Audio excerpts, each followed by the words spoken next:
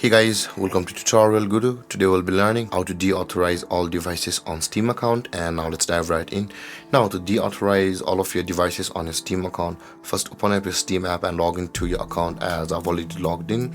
And on this interface guys, at the top right corner of the screen you can see your username available for us with the drop down arrow at the top right corner. Click on your username with the drop down arrow at the top right corner of the screen, and this kind of menu will appear where you can see the second one where it says account details.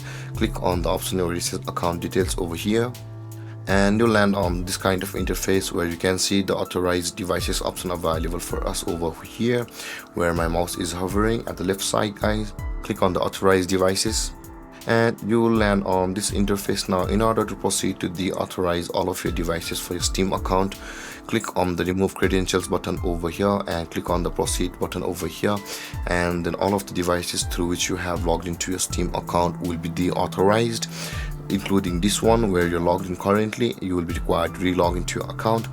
And with that being said guys, this is how you will be able to deauthorize all the devices on your Steam account. And if you have any confusions or questions regarding the topic, feel free to comment in the comment section below, and don't forget to like, subscribe and hit that bell icon for more videos. Thank you for watching guys. Peace.